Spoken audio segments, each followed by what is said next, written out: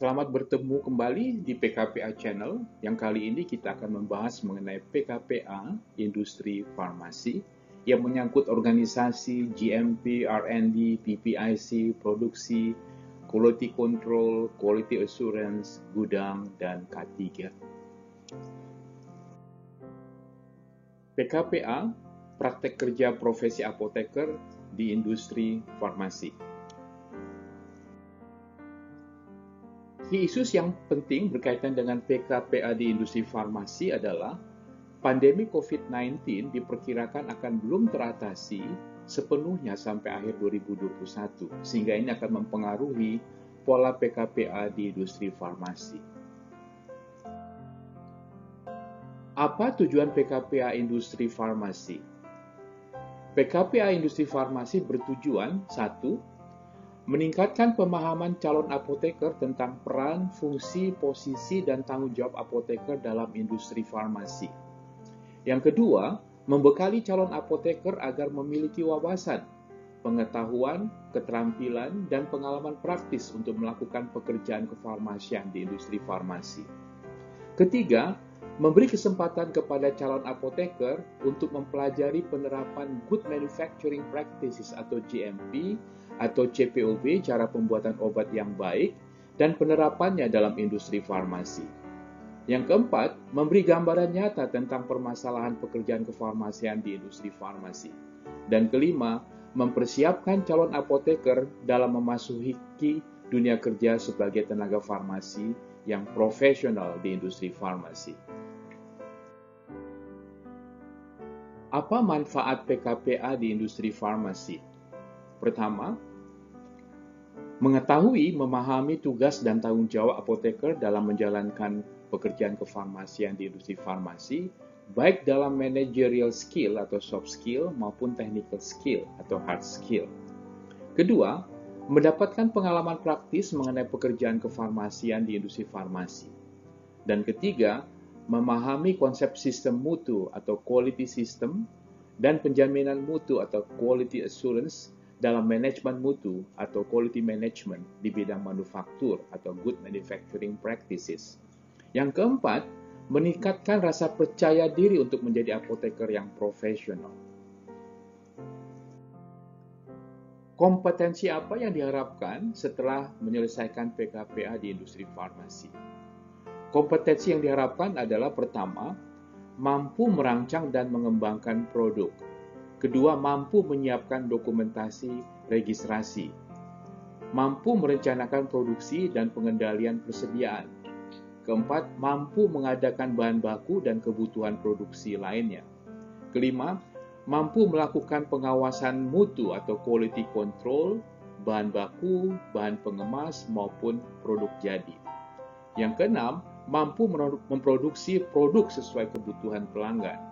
Dan yang ketujuh, mampu melaksanakan penyimpanan sesuai dengan good storage practices dan distribusi sesuai good distribution practices atau GDP. Materi PKPA di industri farmasi itu apa saja? Yang pertama adalah organisasi. Struktur organisasi industri yang efektif dan efisien. GMP, Good Manufacturing Practices atau CPOB, cara pembuatan obat yang baik. Seluruh aspek produksi dan pengawasan mutu, terutama kualifikasi dan pengembangan personalia.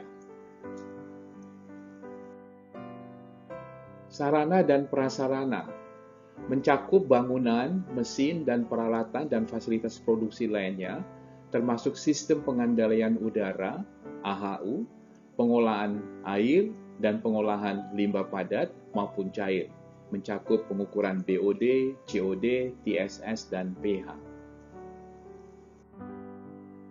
R&D, Research and Development, mencakup penelitian dan pengembangan produk, pengembangan metode analisis, uji stabilitas, validasi, metode analisis, validasi proses, dan pengembangan kemasan, komposisi, dan desain kemasan. PPIC, Production Planning and Inventory Control, PPIC atau Production Planning and Inventory Control ataupun merupakan perencanaan produksi dan pengendalian persediaan, perencanaan produksi, permintaan pengadaan ataupun purchasing request, pengendalian persediaan atau inventory control, dan evaluasi produksi.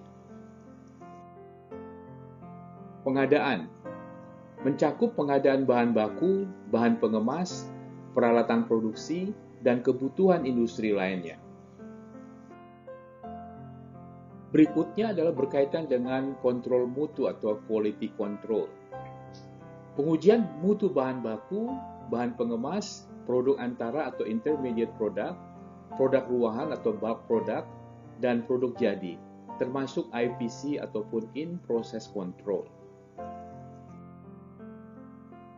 Produksi mencakup proses penerimaan bahan awal, pengolahan, mulai dari penimbangan, milling, pengayakan, pencampuran, pengeringan, granulasi, pencetakan, pengisian, pengemasan primer, sekunder, dan tersier, dan pengawasan dalam proses atau IPC.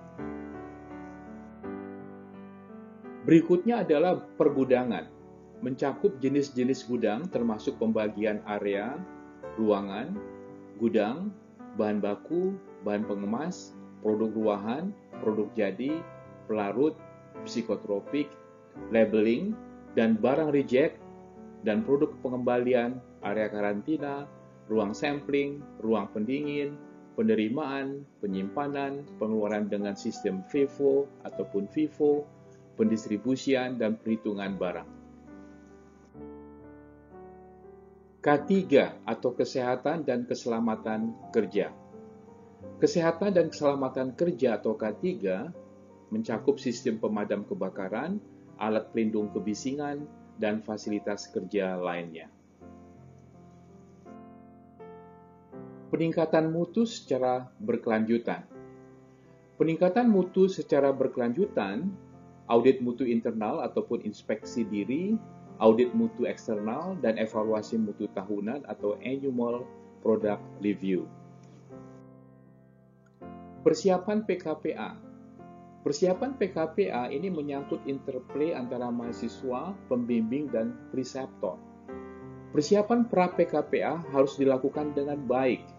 Penyiapan materi online lecture dan video oleh preseptor harus dipersiapkan dengan baik. Laporan final PKPA diharapkan dapat merepresentasikan seluruh aspek materi PKPA industri farmasi yang baik dan lengkap agar mempersiapkan mahasiswa apoteker siap bekerja di industri farmasi sebagai apoteker profesional. Evaluation criteria. Setelah menyelesaikan PKPA, calon apoteker di industri farmasi dapat memenuhi kriteria evaluasi sebagai berikut yang mencakup field knowledge, professional skill, communication skill, teamwork skill, self-development, representational skill, devotion to work, disiplin, dan attendance at work. Penilaian PKPA. Komponen nilai akhir praktek kerja profesi apoteker PKPA di industri farmasi adalah sebagai berikut. Nilai praktek dari nilai pembimbing dan preseptor 50%, kemudian nilai ujian komprehensif 50%.